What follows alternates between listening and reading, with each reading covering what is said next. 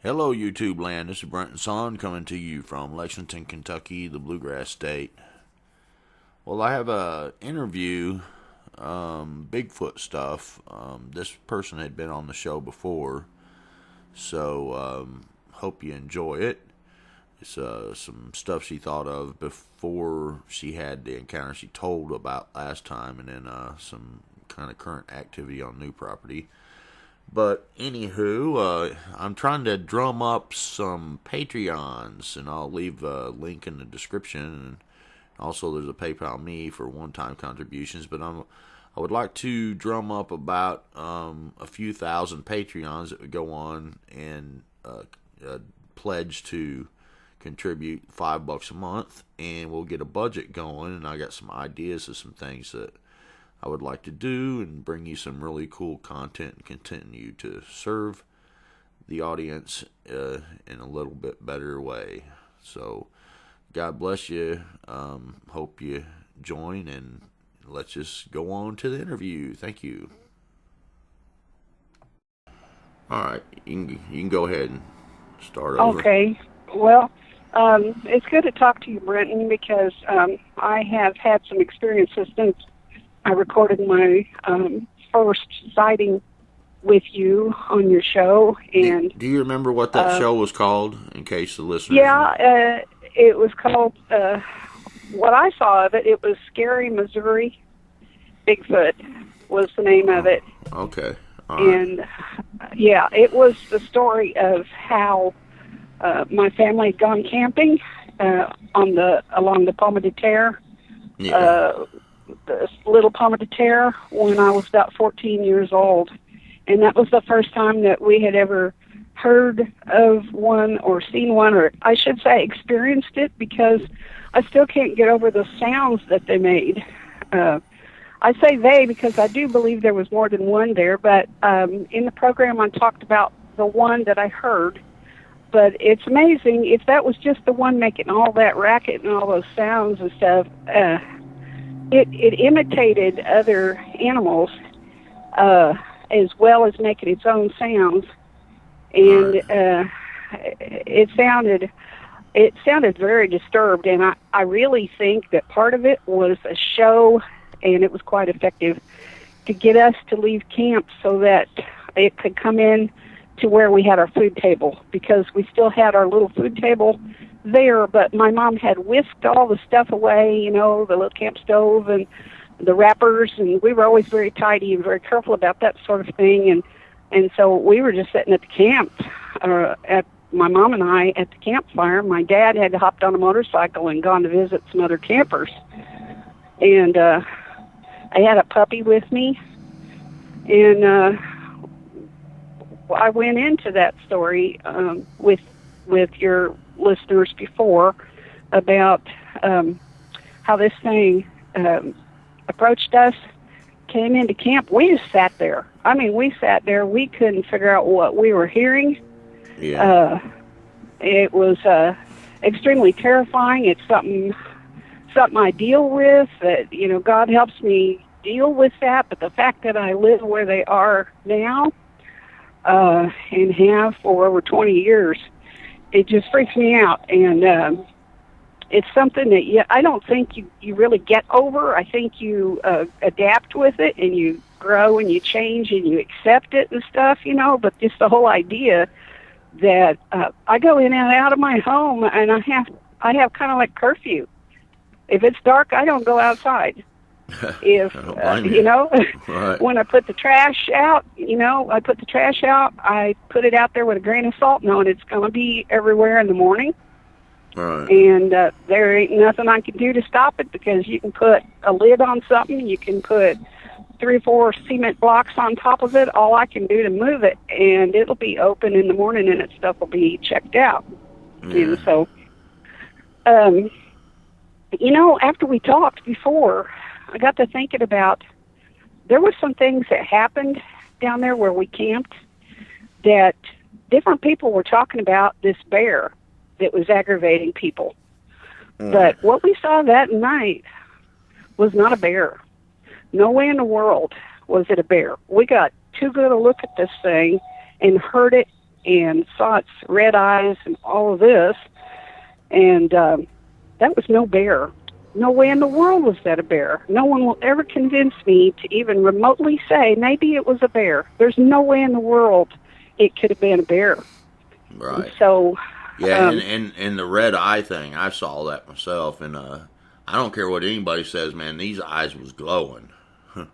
Man, yeah, it's just like a red. tail light on a car. Yeah, it is. It is, and it's like it has its own luminosity from within. Yeah. I don't exactly put anything spiritual onto it. I know there are people that would disagree with me, and I don't put anything necessarily. Let's just put it this way. What I saw is a physical result of a flesh and blood creature. I'm not saying they don't have some other kind of there's a spiritual influence. aspect, but they're solid creatures. There is. That's for sure. Yeah, there is. I mean, there's definitely an eerie, creepy.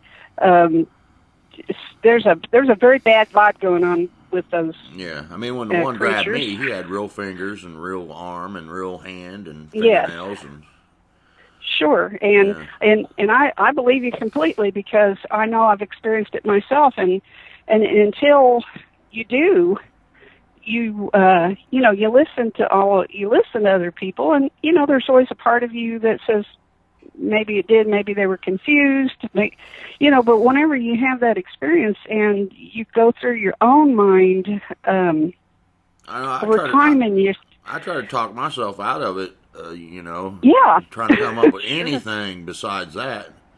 But when it reached in and grabbed me, there was just no denying it at that point. It was like, oh my gosh, because I was looking at individual hairs on its arm, and it scared me. I haven't really camped since then. I'm kind of a little bit scared of it in a way. I don't blame you a bit. One of my friends told me, this was probably 3 years ago, she said, hey, if your trailer's hot inside of it in the summertime, why don't you get your tent? And she knew that we always camped and that we loved it. And I mean, I always felt so close with nature, and I always was the kind of kid that studied it. Even when I was real little, my folks introduced me to nature, and I always wanted to be outside more than inside and all that. But this has changed. This has drastically altered the way I go about life. I mean, it's altered my life. After we saw that first thing, and it was what I identify as a Sasquatch. Yeah. And now, I see depictions of these things. Might be a different kind of thing than what I saw. But when I see something instantly, I go, no, that doesn't match up what I saw. Right. Arms too short, whatever that was that someone else is trying to draw or what they're describing is not what I saw. And I mean, I found some drawings that I had done of what I saw, just trying to put this together in my head, praying about it, trying to hold a pencil and not shake. Even after a couple of years after I saw it, I couldn't hardly sit down and hold a pencil to draw the thing. And I always like to draw everything in nature that I saw. That, I knew exactly in my mind what I saw. Right. My mom knew what we saw. I couldn't hardly hold a pencil, and I kept trying to draw it because I had close friends, wouldn't just tell just anybody, but I had close friends who would say, well, draw it for us. And I found those drawings. Those drawings are exactly a Sasquatch. They didn't have the fine skills on them, that an adult artist would have had. But that is exactly what we saw. That clear down to the glowing eyes. That's exactly what I saw. And when I would tell people this thing didn't look like it had a neck, they'd say, "What? You have to be making that up." And then I'd say it was standing upright on 2 feet. Oh, it had to be a bear. They'd say, no, this was no bear. It turned its body when it looked over at our food table. It turned its body, and it didn't twist the head around like a human being could do. Human being is flexible and built so that they can turn their head independently. And this thing didn't do that. This thing looked so muscle bound, and that it twisted at the waist to look over there, and when it did look over toward the food table, and I mean, I'm convinced that's what it was after, and I think if it wanted us and wanted to hurt us, it would have done it. It wouldn't have had any problem doing that, and but it didn't, and I noticed that when it turned its face sideways like that to look at the table, that it didn't have a muzzle sticking out. Yeah. That it had a facial side view, like a lot like a gorilla. Yeah. And but I got to thinking about this. I wondered if you wanted to talk about an incident that happened slightly before that. Yeah, that, and then go into the current stuff. Yeah. Okay. I'll try to give you an update on the last thing, and I'll try to give you an idea of the first thing. Now, people had said down there where we camped on the Pomme de Terre in Missouri that what we were seeing around there was a bear. And there were some farmers that my dad talked to that he knew personally from years of camping out there. And a couple of them said, well, we know, we've tracked it. It's not a bear. And it's not just one, but there's more of them, and which makes sense because, I don't know why people think this way. And I know that there's been a time that I did. After I saw that thing, I thought, well, there's one. I don't know why I thought that. There's one, and I left it down at the Pomme de Terre, and so I don't have to be afraid in the dark. I don't have to be afraid of these different woods. I just had to be afraid there, and it's there, and it stayed there, and I don't know why I felt like that, but I think that's part of kind of the joke, the mystique of the Bigfoot thing. Part of it's the name, and when people hear Bigfoot, some of them automatically say, yeah, right. And I was one of those people that I hadn't heard much other than the name when I actually saw that one. But I had kind of an idea that, oh, yeah, this is a fad, or this is something that people laugh about, kind of like Loch Ness Monster or whatever. It's in that category. You'll never see it. There's only one, and, forget that. I never saw the movie or any of that stuff, And so I'm going to tell you about what happened at the same area. My friend, their family was camping down there too. I'm kind of shy about giving their names. I'm not going to do that, but I've talked about her with this since I talked to you last.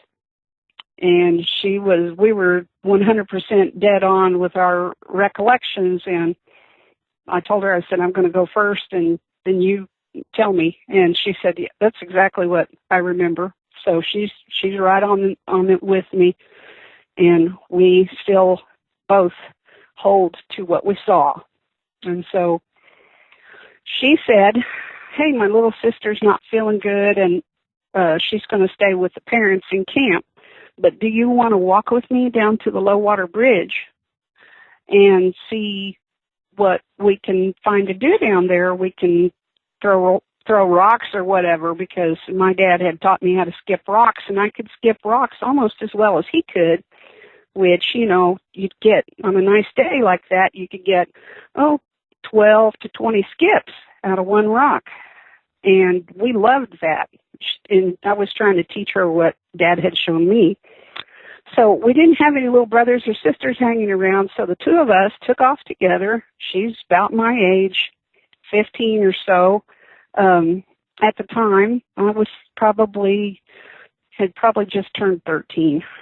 And this happened before the story I related to you before. Okay, so we went down to the low water bridge, took our time, walked along. We didn't see a soul. And so we got down, had to climb through the brush to get down to the water's edge next to this low water bridge.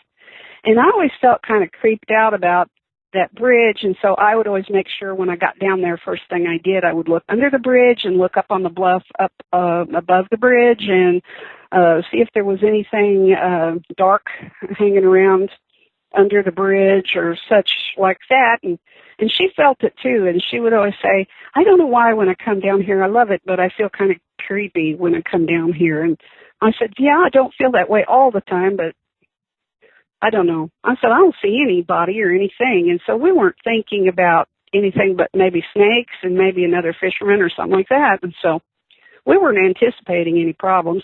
So we started skipping rocks, and we began to wade. We got out into the water, and we were wading and skipping rocks back and forth. And this rock came off of the bluff up above us, a very steep, rocky bluff.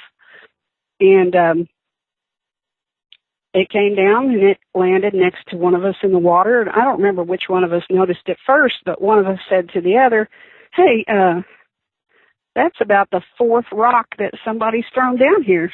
Somebody's throwing rocks at us. And we kind of laughed it off, and we both got out of the water finally, and we were standing there dripping wet, and I said, let's just crouch next to the water's edge and kind of face that bluff and see if we can figure out who's up there, because there's somebody kidding around with us, throwing rocks at us. And, you know, it would be years before I figured out that there's an animal creature out there that can throw rocks. Never thought about there being any animal that can throw rocks other than been at the zoo once and had a monkey throw some poo-poo at me. And so other than that, I really never thought about an animal throwing a rock and doing it with some kind of actual measured thought into it. All right. We got down, hunkered down. We're throwing the rocks, skipping rocks. Said, ooh, that one was good. That was 19 skips. And looked up, and I saw a rock come flying off of that bluff, and I saw motion. And I told her, I said, there is somebody up on that bluff, and they've got on like a dark brown coverall. And she said, really? And I said, yeah. She said, well, if it's another teenager, they're going to get in trouble. And I said, right. Okay, because that's how she was. I mean, she'd straighten someone out, and she'd do it correctly. And I mean, she would make sure that her father knew somebody was messing, throwing rocks at us. So she said, just keep your cool and keep throwing rocks to see if we can see him. And so I threw a rock, and we both waited, and the rock came and landed right between us and sprayed us with water. It lit in the water. She said, uh-huh. She said, okay, now you watch and I'll throw a rock. And I said, okay. So she threw one, and a rock came and landed right in front of us. Big splash. A pretty darn good sized rock. And I said, the rocks are getting bigger. I said, maybe they want us to go away so they can fish. She said, well, if that's it, that's not how you go about it. And I said, true. She said, why don't they come down off of there and show us themselves and just plain say, hey, I just want to come down to the water and fish. And I said, well, they don't seem to be interested in fishing. They're clear up there. And I said, look up there. You can see between those two little cedars. Can you see that? It looks like an arm comes out from there. It looks like somebody's got on a brown jacket or something with long sleeves, and it looks like they've got on gloves. She said, well, it's hot enough weather. Why would they have on gloves? I said, I don't know, but just watch right up there. It's really hard to see, but I'll throw a rock and you watch. And we kept doing that back and forth. And so she said, let's just leave. And I said, well, I'm not going to leave. That makes me upset. I said, we got here first, and we're not bothering a thing. Now, if they want to fish and we're throwing rocks in the water, I can understand that. But why don't they just say, hey, girls, go on, we're going to come down and fish, or whoever it is. So one of us threw a rock, and a rock came and hit me between the shoulder blades. And I had kind of turned around sideways and was looking for another rock to throw, and I got hit between the shoulder blades. And it hurt. And it made her mad. And she said, all right, whoever you are, you can stop playing with us now because it's gone too far. It's not a game anymore. Well, another rock landed. And she said, I'm not joking around with you. You're not going to hurt my friend. And so a rock sailed down through there and hit her. And she said, I'm going to tell my father. And a rock came out and landed in the water again, made a terrific splash. She turned to me and she said, let's go. And I said, yeah, let's go. And we went up the bank and we left there. But as we were walking back to the camp, because it was some little distance, and I said, did you see as much of it or more of it? And I was hoping that she had seen it better than I did. But what we could just see was it looked like somebody with dark hair and whiskers. We didn't have any reason to think it was anything but a human at the time, but it looked like a shaggy dark arm, looked like dark brown. It looked like this person had on gloves. She saw that the same as I did. She said it looked like someone with dark hat or hood or hair and kind of a shadowed face, maybe kind of a 5 o'clock shadow or worse. And they seemed to be crouched down really low between these cedar trees up on that bluff. And when I got hit between the shoulder blades, I guess I turned my back on it. That was the first time I'd turned my back on it. And, it popped me right between the shoulder blades. Right, well, And so, that's kind of what the first time I saw it, I thought it was a guy in a hoodie. You know how they had the sagittal crest. It's what it kind of. That's where my mind went. Yeah. There's someone who's wearing a hoodie because it was early spring, so it was still kind of cold, and it was up top the hill, and went from tree to tree, and I'd heard trees being pushed over and all that kind of stuff. But that's kind of where your mind will go, to make sense of it. So now you got stuff going on. Current, right? Right. We moved from a pretty populated area, and we moved out into the country in a little town that we'd never heard of, but came to realize that we had relatives that had lived here, and it wasn't far from where my mom had grown up and so forth, and got to know people, had an aunt that had grown up around here and so forth, and so we liked it. Very nice little town, and one of our friends had moved here, and so they're both deceased now, but they had pretty much convinced us that if we were going to move out of, we were living in kind of a bad place in the inner city, in Kansas City, I'll say that, and so we wanted to move more rural, and we liked that. We liked being outdoors, and we thought that we could make a start there and not have to put up with the things we were having in Kansas City. And so we moved there, and my mom got a little used trailer and so forth, and we started the housekeeping out there, and had quite a previous people had left a mess, and they had quite a few young people out there. I'll just put it that way. I don't want to give too much away, but the thing is that we began to hear stories about this woman that had lived there before, and how she had lived by herself, and they called her the goat lady, and she kept goats, and she had, my gosh, that property was cross-fenced all over the place, where she had small pens where she had kept goats. I got to know some people, joined a church, and this older lady was especially good friends. We became friends, and she would come over to the house, and she asked me one day, she said, did you ever figure out what happened to that lady that lived here, Mary Brown? And I said, I keep asking if we're related to her or what's the deal, because they want to know how how we could have found this piece of property. Are we related, or, was it passed down to my mom or some such thing? And I can't find out much of anything. And her eyes got very wide. And she said, I'm going to tell you something. You be careful out there. They never did find her. They never did. And I knew her. She was a good woman. And she kept goats. And she told me what little she knew. But she said they never did find her. You be careful out here. And I got curious about it. I never did go to the newspaper or anything like that trying to find out. I never did do it. I guess part of me, I didn't want to know.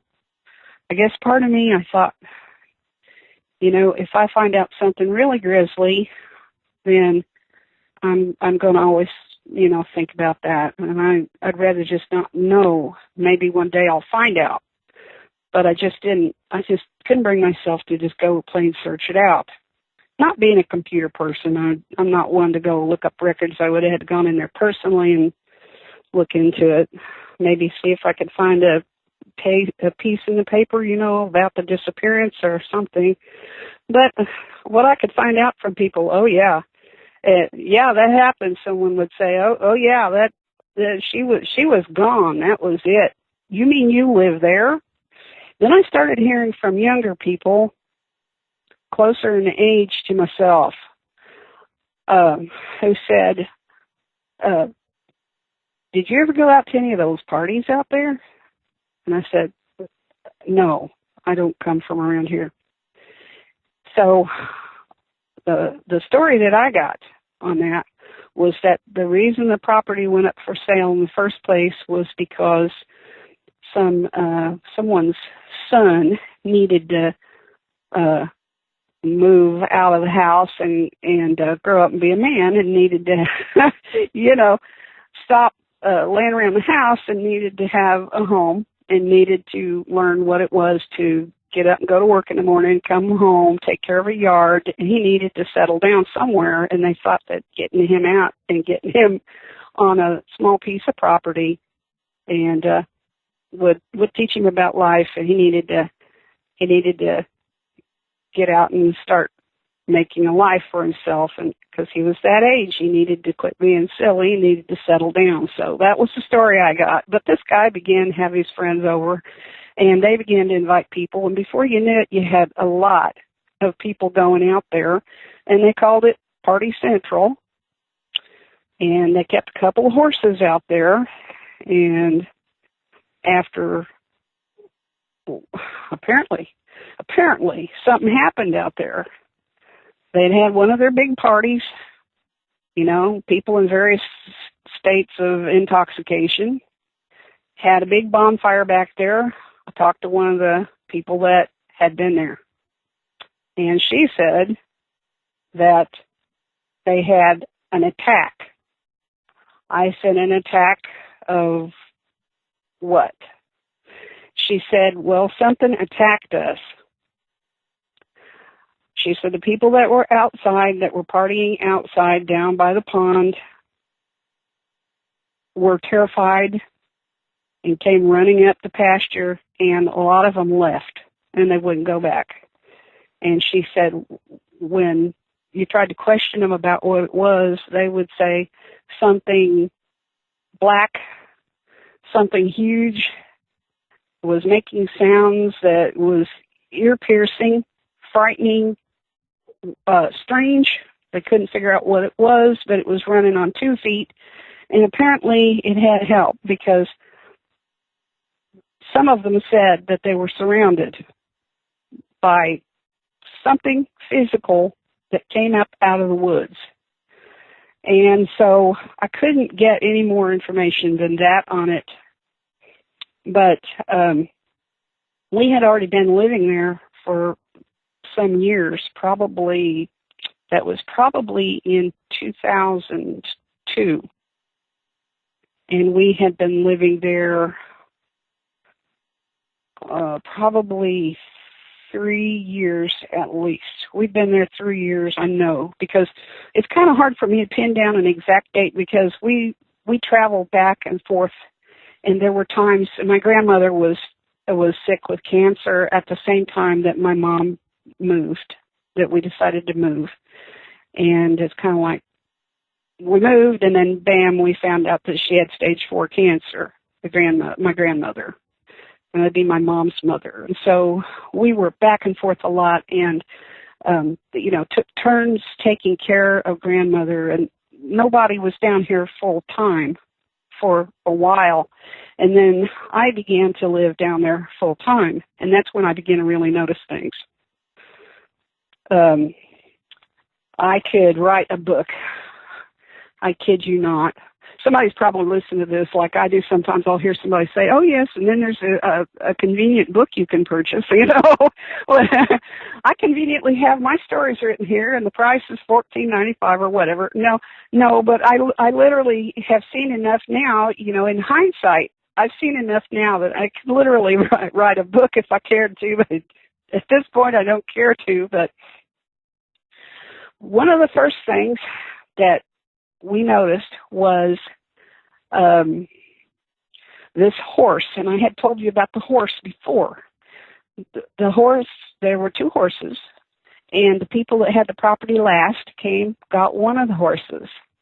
And they talked like through the realtor, they talked like the realtor talked like, and he's deceased now, so I can say, but he told us that he felt like that the son, for some reason, didn't want to come and cut the property anymore. He didn't take care of the horses anymore. He had changed his mind about living out there, and he didn't want anything to do with it. So his dad went out and got one of the horses, and I guess it was a mother and son pair of horses. You can tell I'm not the horse people. Horse lovers are going to really be laughing about me saying that, but it was a female horse and her grown son, her grown colt. And so they came out and got the male, and I think I told you they'd done something to the male, but I was wrong. It's the female that someone had done something to that female, and I found it. I took a walk, I went down the back pasture along the south fence, and they had put in like pieces of hog, you know what hog fencing looks like? Big heavy hog panels. Yeah. That's what they had put. They had reinforced that fence along in there, and wild strawberries grew in that property line between the 2 lots. There were wild strawberries all up and down there, which I immediately found out, and gooseberries, and I knew where the blackberries, the gooseberries, the strawberries, the persimmons, I knew where all that stuff was, and I fully intended to make good use of it.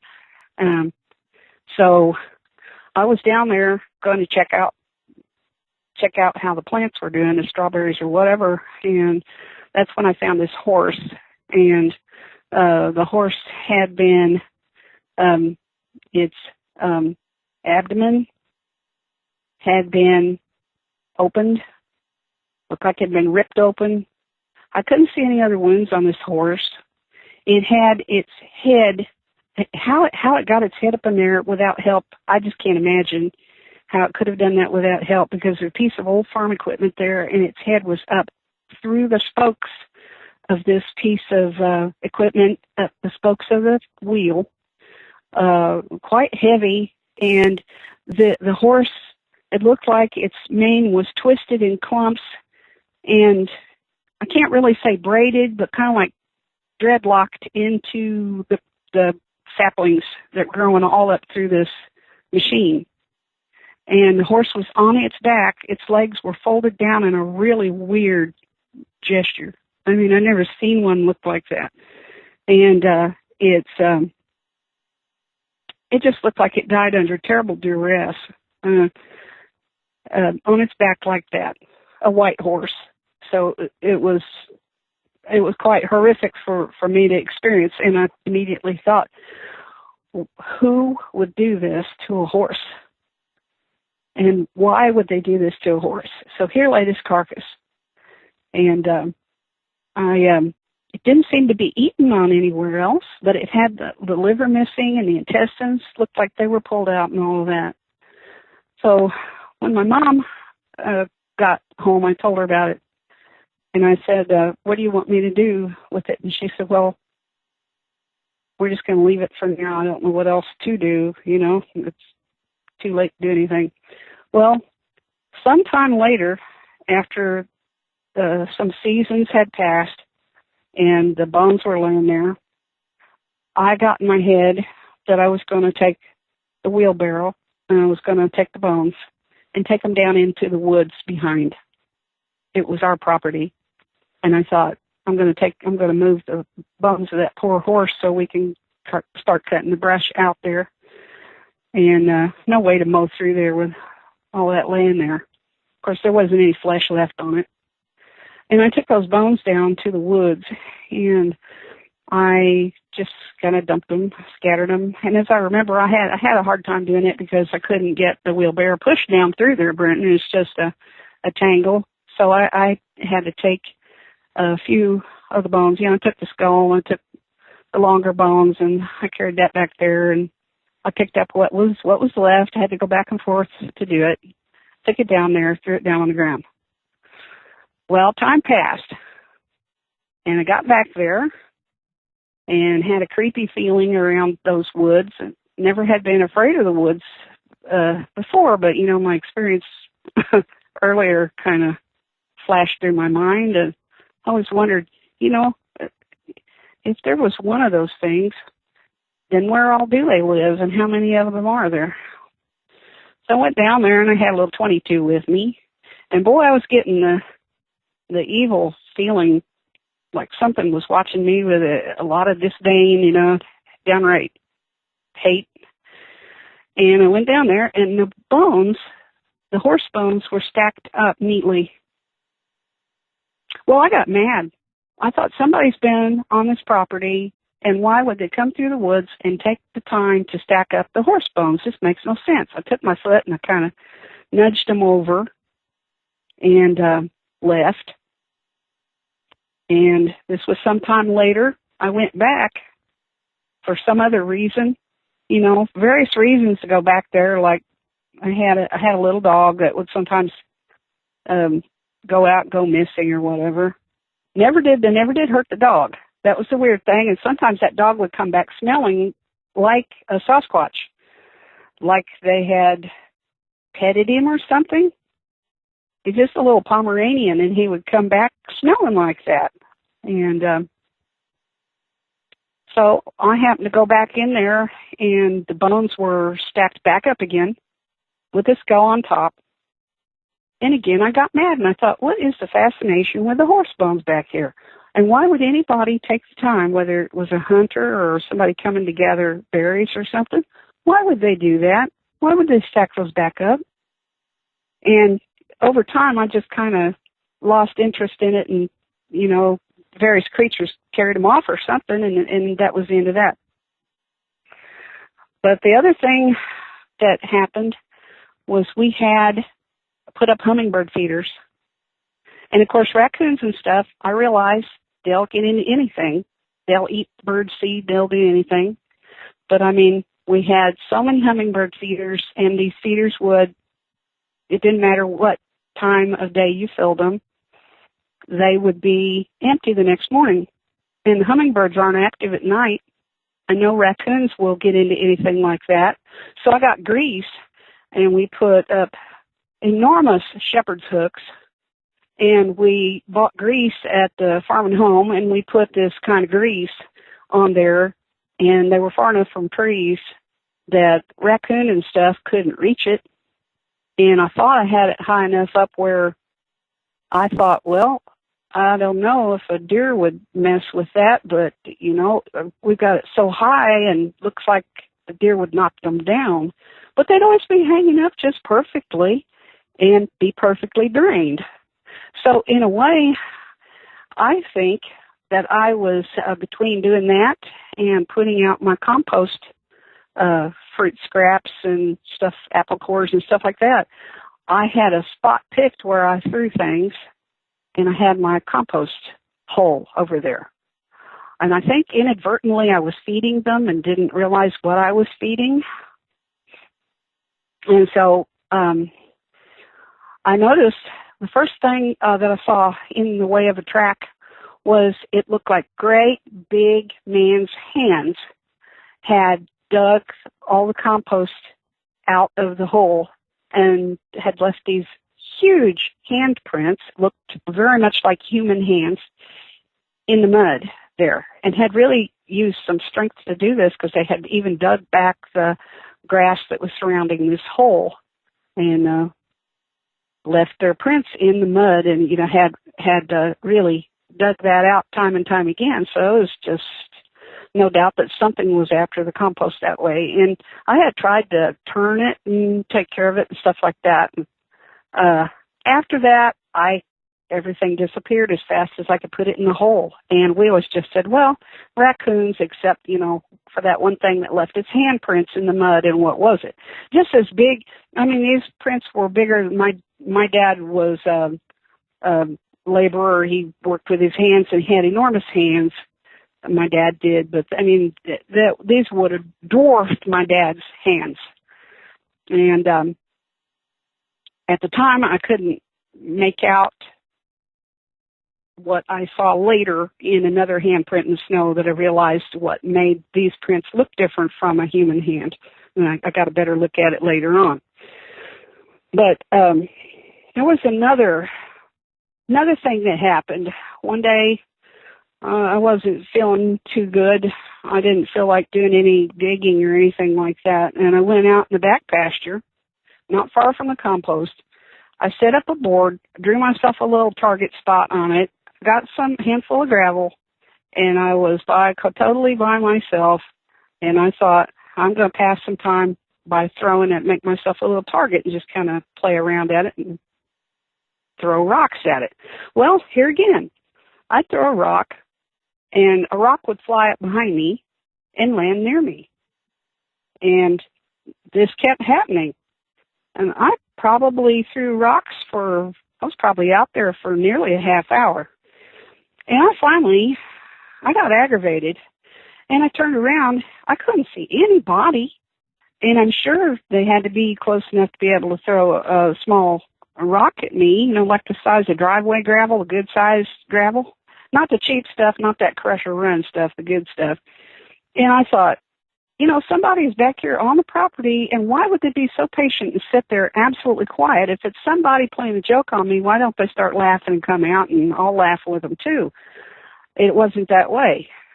So I finally lost my temper, and I turned around and I said, all right, I don't know what your game is, but why would anybody crouch back here, on an acreage in the poison ivy, be throwing rocks at me? What is the deal? I turned back around, and this time I got hit between the shoulder blades with a fairly good-sized rock, and it hurt. And I spun back around, and I said, all right. I said, I wouldn't do that to you. I wouldn't do that to you, and I think you're pretty ornery to sit on my property and throw rocks at me. So I picked up my board, and I left, but I never could see anything. And I had some other weird things happen, but this is probably the weirdest one of all. I couldn't remember this for a while, and then I put two and two together, because when you related to me about how you had been touched in the tent, I thought, boy, there's something that's familiar about this. And yet, and I said, well, no, none of them have ever touched me. Well, I'm wrong. They touched me twice. We had a quail, and that was another weird thing.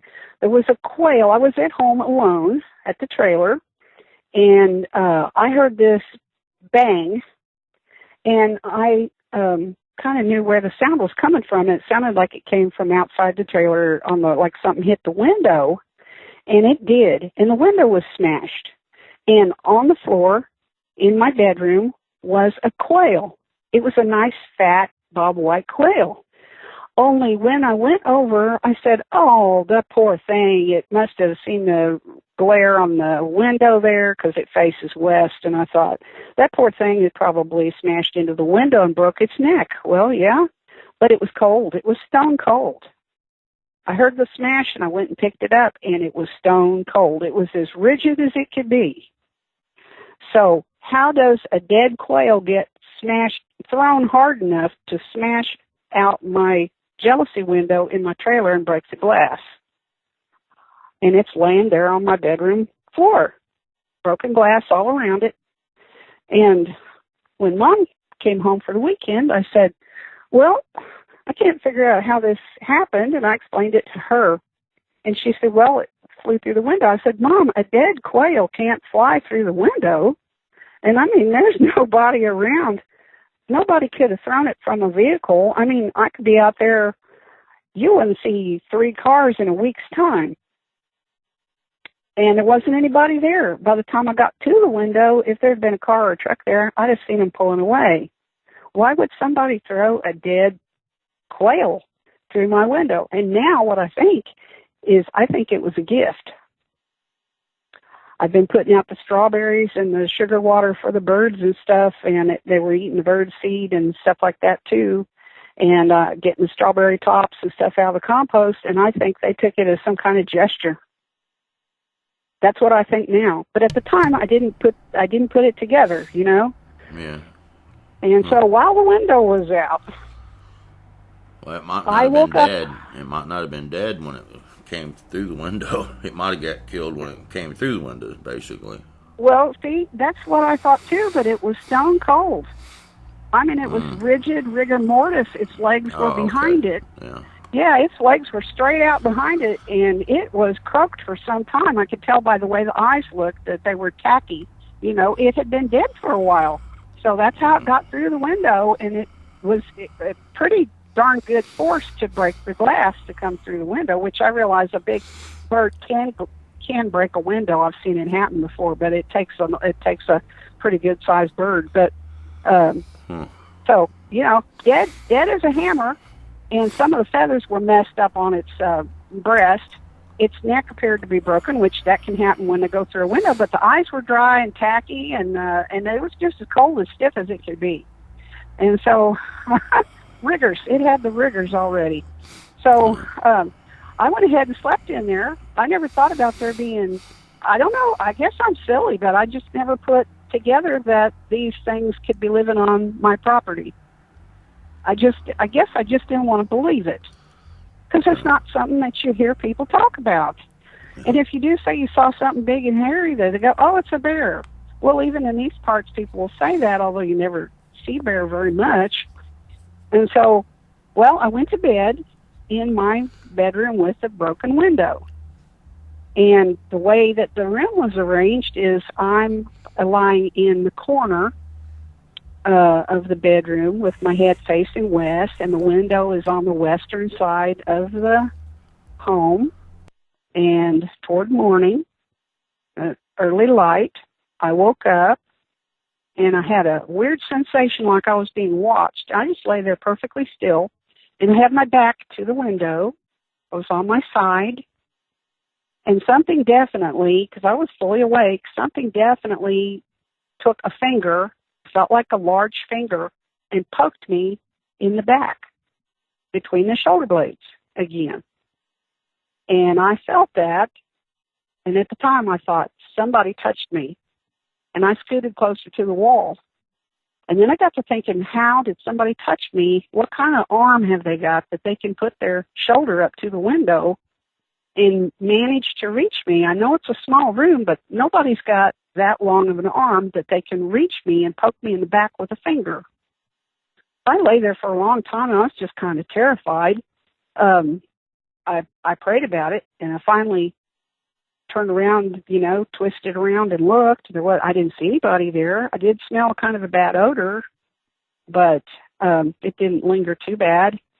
And I got up and went around my business, so I didn't sleep in there anymore until I got the window fixed. But there were other things that happened. I had a neighbor that lived just over the way. I said, you know, come over sometime. I said, my uncle's building a deck on the back of the trailer. And she said, well, I want to come over and see that deck. It was just a little, you know, like a little 4x4 platform you could get in and out the door back there. So she wanted to see that. She comes, she says, she started asking me questions. And she asked me a lot of questions about the property and did I go outside at night and how often was Mom at home, and did anybody check on me, and well-intentioned questions. I wasn't afraid of her.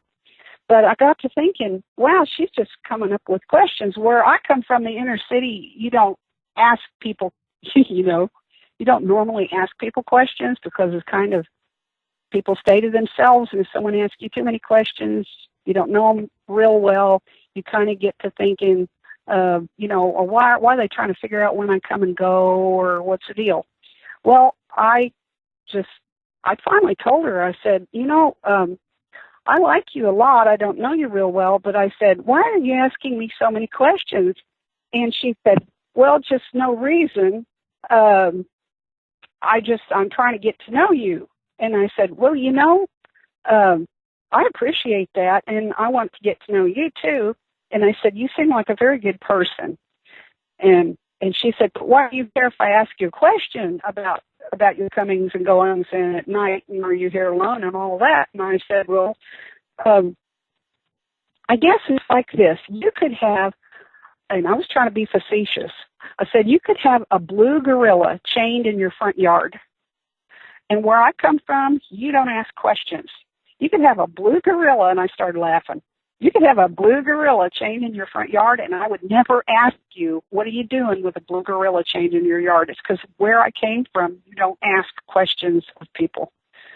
And her face went absolutely white. And she stammered and she looked like she was going to be sick. And she said, what did you ask me that for? And I said, ask you? She said, why did you say that? And I said, what? She said, about asking me about a blue gorilla. And I said, no, honey, I'm not asking you about a blue gorilla. I was being silly. I was trying to explain to you that whenever, where I come from, you don't ask anybody questions because, oh my gosh, I was surrounded by drug houses and stuff, and people didn't ask questions there unless you were with people you knew from church or something. You didn't tell them your business, or you didn't want anybody around you to know when you left the house or anything, lest they would try something to get in your house. And that's all I was saying. She said, but why did you say a gorilla? And I said, I don't know. It's kind of like the 500-pound canary. But the joke was totally lost on her. She looked bad. She shook. She said, that's not funny at all. And I said, well, I'm sorry I said it. I really don't care if you ask questions. I'll answer as many of them as I want to. And if there's anything you ask that I don't want to, I guess I just won't answer the question. And she said, you be careful out here. You and your talk about blue gorillas. Why blue? And I said, I'm sorry, it was a joke, okay? And she goes, no, you've got to be careful around here, and you got to be careful about gorillas. And I said, gorillas? You got Missouri gorillas. And she said, I'm telling you, just don't talk to me about this anymore. People laugh as it is. And she went and got in her car, and she left. And I thought that it really hit a nerve with her, and I couldn't understand why it hit such a nerve and why she looked so sick when I said something about a gorilla, because I sure didn't mean anything in reality, but that's how she reacted. And so I tell you. Well, we're getting up on an hour. If you want to tell like one more thing, and then we'll have to have you come back or something. Is that okay? Okay. And I realize what I'm telling is not good evidence in itself. And the one story at a time is not good evidence.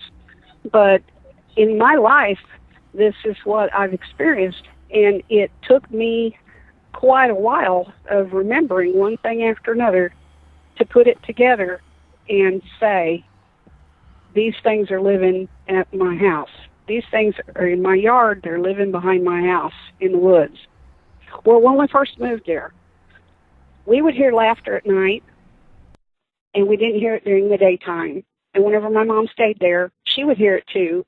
And it seemed to be coming through the walls almost, through the back of the property, and it was a real eerie thing. We knew some of the people around there, and we knew the one family that had kids, but we knew they didn't allow their kids out at night. They kept them inside. They couldn't keep chickens. Something would just take the wall out of the chicken coop, bust the door out of the chicken coop, take their chickens, it was a big concern. People would talk about maybe there was a big animal, everybody was always throwing around coyotes, bobcats, and plenty of them out there. But this laughter was really eerie. So I mentioned it to them, and I said, do you ever hear laughter at night? And they go, laughter. I said, yeah.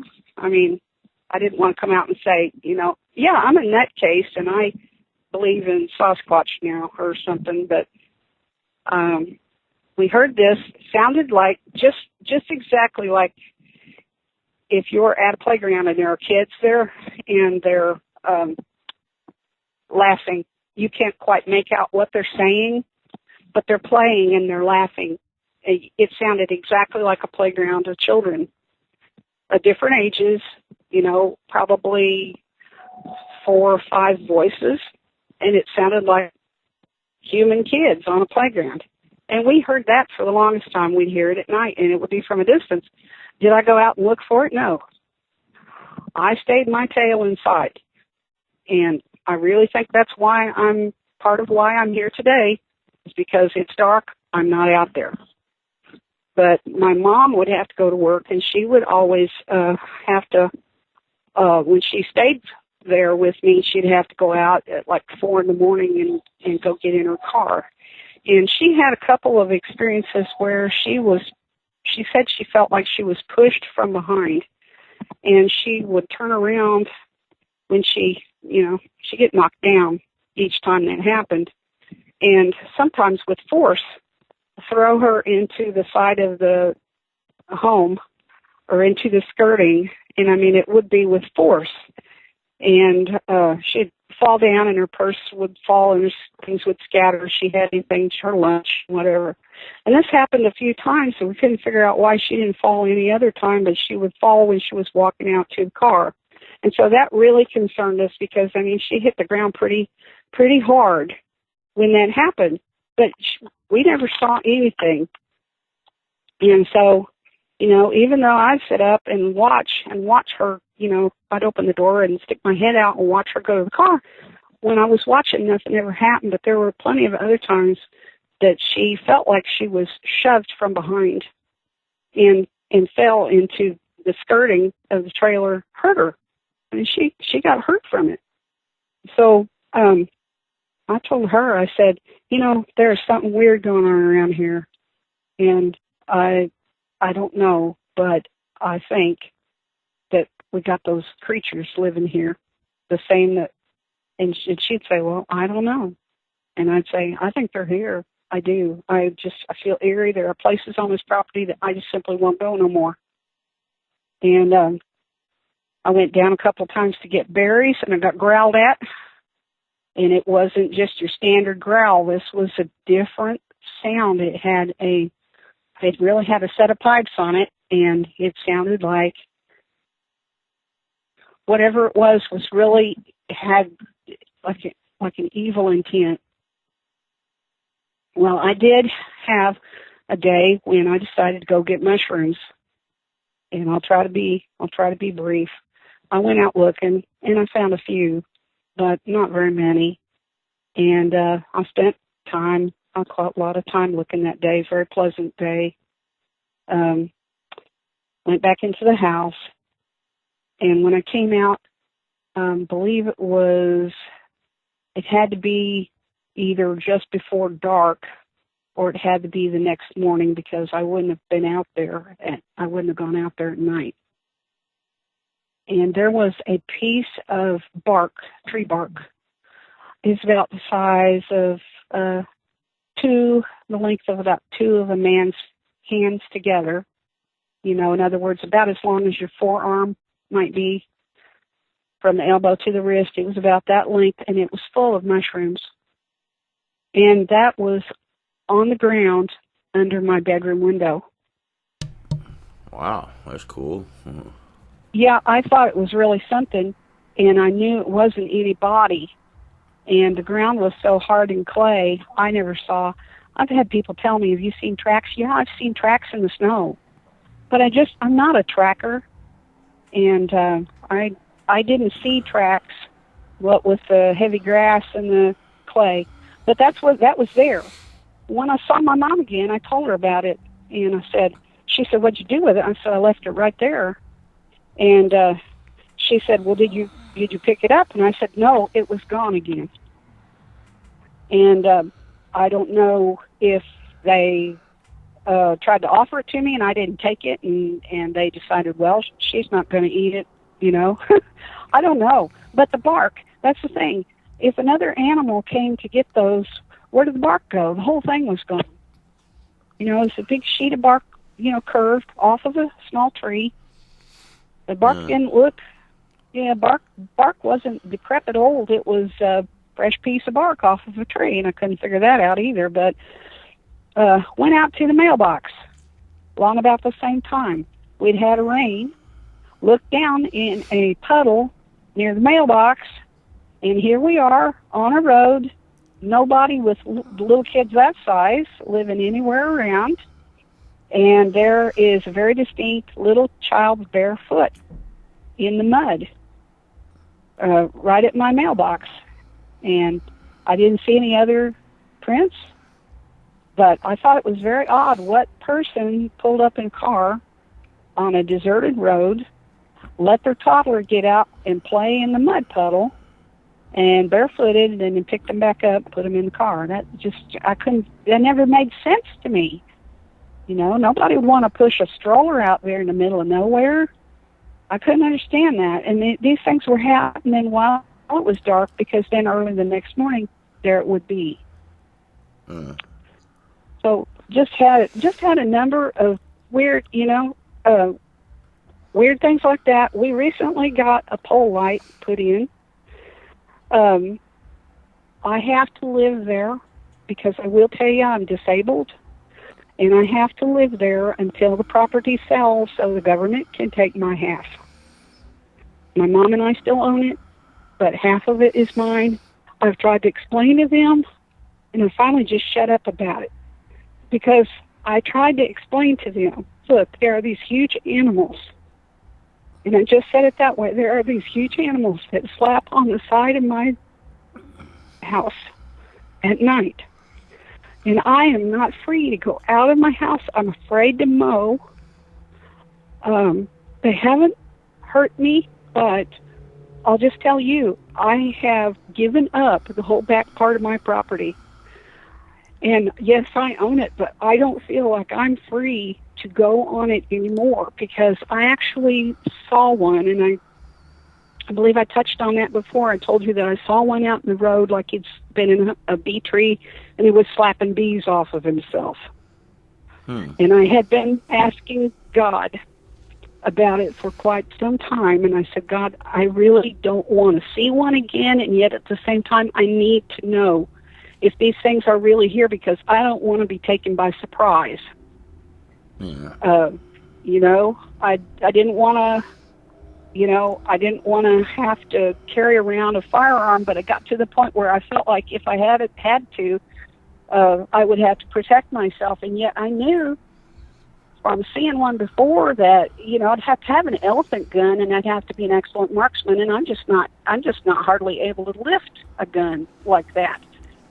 So I said, God, if you want me to see it, then I want to see it, just because I need proof. I feel like I need proof. I need you to give me some conviction that I really need to be even more careful than I've been, because we had a hound show up that somebody dumped, and he had been eaten.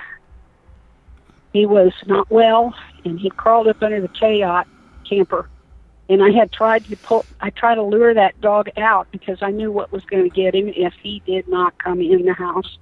And I tried to get him. Mom and I both tried to get him and tried to reach him. I just couldn't get him, and he was big, and I couldn't drag him out. It was a big old hound dog, and he was ill. I told her, I said, if he lays out here, they will come, they will get him. And she said, well, he's in pretty bad shape. And I said, I'll come out again later before it gets real dark, and I'll try to get him. And he was under there, but he wouldn't come out. And I said, well, he's probably as safe up under that chaos as he is anywhere else. Well, next morning, I went out early. He was gone. and they took him, I guess. The reason I say that is because later, it was a few months, and it was into winter. I went out by the burn barrels. I was burning my paper goods out there, and I looked up there where I stand with the burn barrel. There's a pile of sticks, and on top of the stick, up on top of the sticks, was the dog's skull. And so I thought, well, either this is a threat, or it's a gift, or but this is the dog's skull. I went over, I looked at it, I looked at the size of it and stuff. I said, that might be that dog's skull.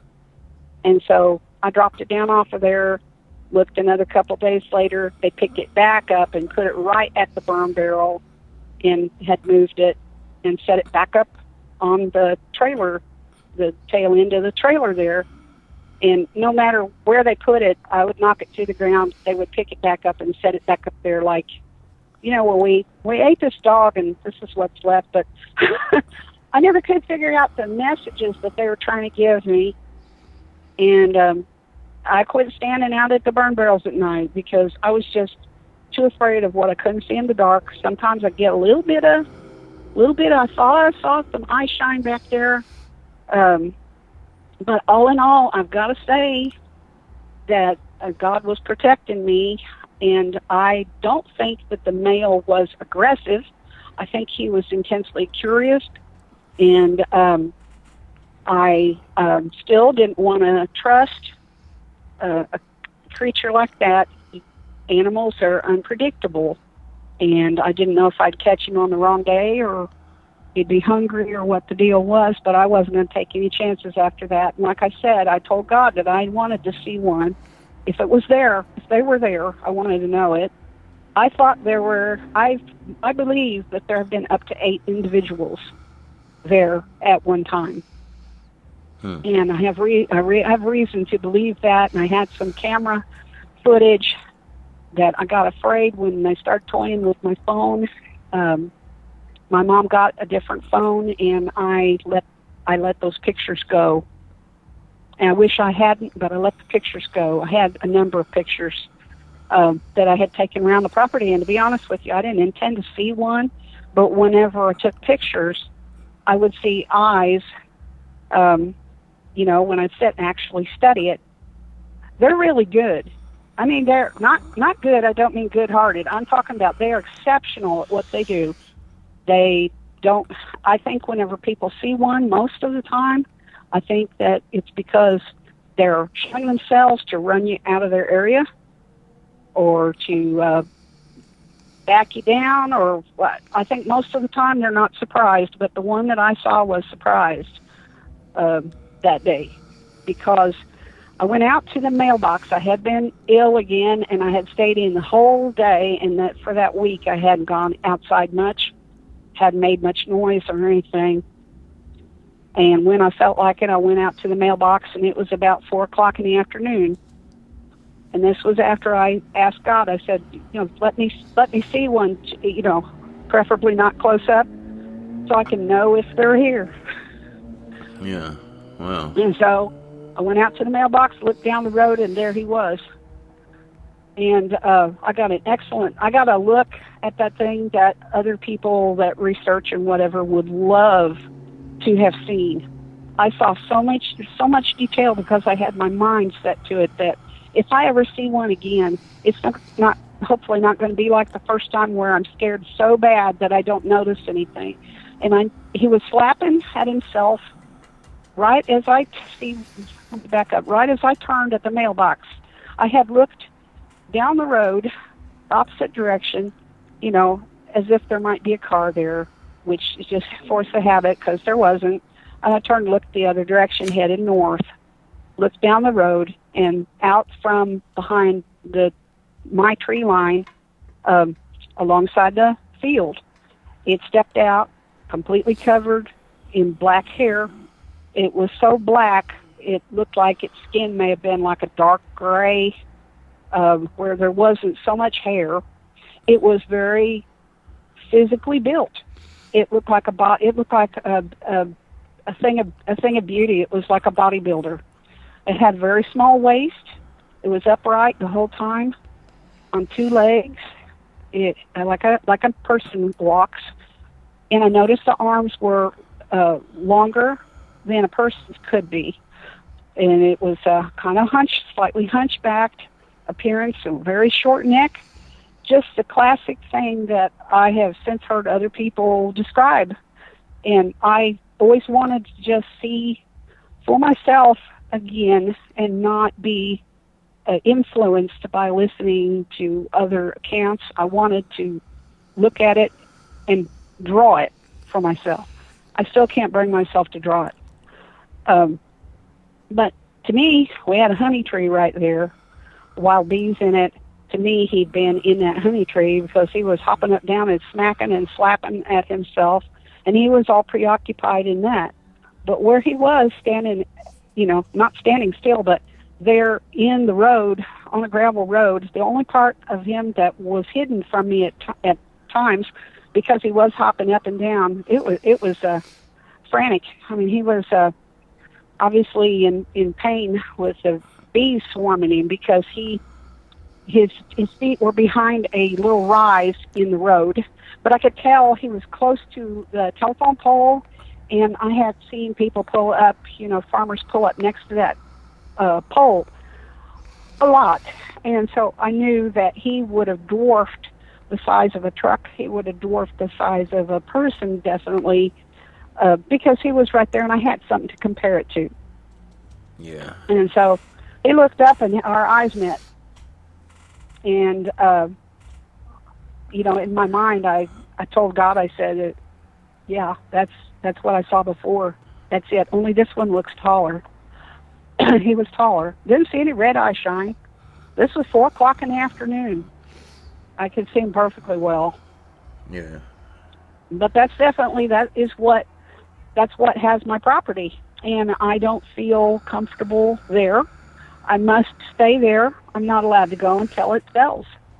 And I feel like like the proverbial prisoner in your own home.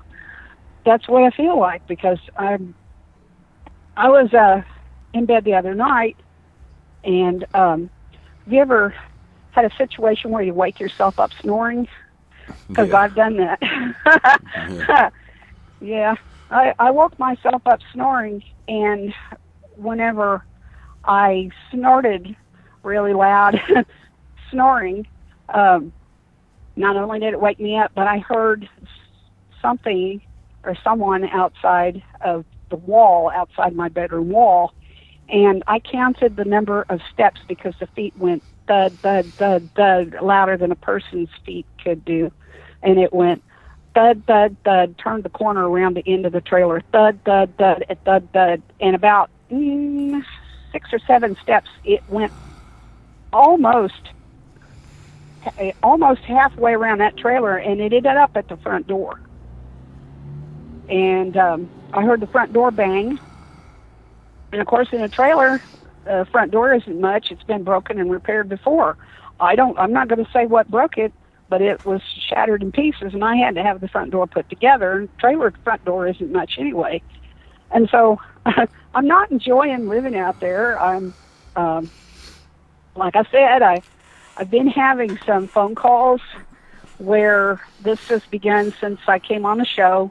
I'm not saying that's because of it, but I got a letter saying that I was being investigated, and it was a government agency, and I'm not going to go into what that was, but my phone's being tapped at times. This phone is being tapped at times. You get messages on my phone and on my mom's phones that just sound like a robotic voice, but you can't make out a message. It'll be a voice message, and it'll just kind of sound like weird, and I'm not exaggerating. And I've noticed that some of my telephone numbers in my phone bank, for example, yours had been changed. I had your number written in on paper. I had that in a book. And whenever I went to call you before, it didn't call you. it had your name where I'd put it in the phone, but it was a government number instead. And so I went to call you, and I ended up getting this other phone number, and of course I hung up. But I don't know what the fascination is. I don't have anything to hide. I guess maybe it might be checking to see if I'm still really there. Because if they think I vacated, they can take everything I own. People don't realize if they turn to the government for help, they will not tell you.